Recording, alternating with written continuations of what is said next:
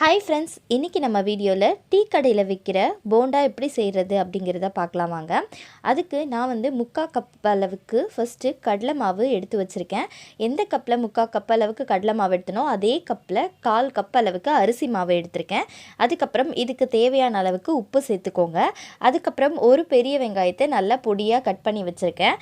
அதுக்கப்புறம் ஒரு கைப்பிடி அளவுக்கு கொத்தமல்லியும் அரை கைப்பிடி அளவுக்கு கருவேப்பிலையும் இதில் வந்து கட் பண்ணி சேர்த்துருக்கேன்.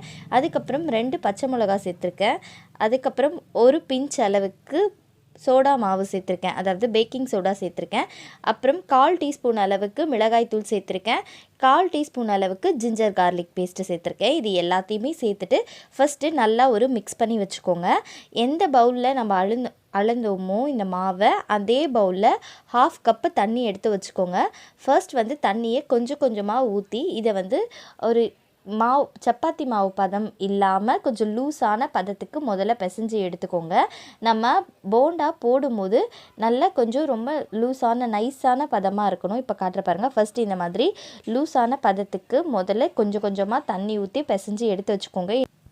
இதுக்கப்புறம் தண்ணியை ஊற்றாமல் லைட்டாக தெளித்து பிசைஞ்சுக்கோங்க. ஏன்னா நீங்கள் தண்ணி அதிகமாகிடுச்சுன்னா அதுக்கப்புறம் போண்டா வராது. அதனால் இந்த மாதிரி லைட்டாக தெளித்து பிசைஞ்சு அதுக்கப்புறம் ஒரு நல்ல கரெக்டான கன்சிஸ்டன்சிக்கு மாவை வந்து எடுத்து வச்சுக்கணும்.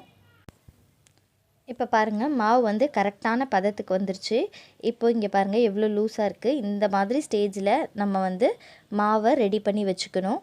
இப்போது மாவு எடுத்துகிட்டு இப்படி கீழே போட்டோன்னா அப்படியே கரெக்டாக அப்படியே விடணும், அல்வா மாதிரி. அந்த மாதிரி ஒரு பதத்தில் மாவை ரெடி பண்ணி வச்சுக்கணும்.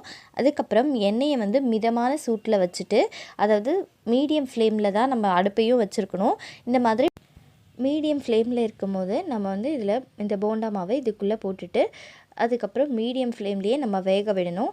டபுள் சைடும் திருப்பி நல்லா இது வந்து கொஞ்சம் கலர் சேஞ்ச் ஆகிற வரைக்கும் பார்த்து கரெக்டாக குக் பண்ணுங்கள். இந்த மாதிரி கலர் சேஞ்ச் ஆன உடனே டபுள் சைடும் நல்லா ஒரு 1 செகண்ட் ஒன்ஸ் வந்து இந்த மாதிரி நல்லா திருப்பி விட்டு குக் பண்ணிங்கன்னா ஒரு லைட்டு கோல்டன் கலர் கிடைக்கும். அந்த மாதிரி லைட்டு கோல்டன் கலர் கிடைக்கும் போது போண்டா ரெடி ஆகிடுச்சு அப்படின்னு அர்த்தம். அந்த மாதிரி இருக்கும்போது நீங்கள் வந்து போண்டாவை வெளியே எடுத்துடலாம். ஃபஸ்ட்டு இந்த மாதிரி லைட் கலர் வர வரைக்கும் நல்லா வேக விடுங்க. 2 பக்கமும் திருப்பி போட்டு நல்லா இந்த லைட்டு கலர் வந்த உடனே அதுக்கப்புறம் 1 செகண்டுக்கு ஒன்ஸ் நல்லா திருப்பி போடுங்க. அதுக்கப்புறம் இந்த மாதிரி ஃபைனலி ஒரு கோல்டன் கலர் லுக் கிடைக்கும். அப்போ இந்த போண்டாவை நம்ம வெளியே எடுத்து வச்சிட வேண்டியதான். அதுக்கப்புறம் இந்த போண்டாவை வந்து சர்வ் பண்ண வேண்டியதான். ரொம்ப சூப்பரான டீ கடை போண்டா வந்து ரெடி ஆயிடுச்சு. நீங்களும் கண்டிப்பாக வீட்டில் ட்ரை பண்ணி பார்த்துட்டு எப்படி இருக்குன்னு கமெண்ட்டில் சொல்லுங்கள்.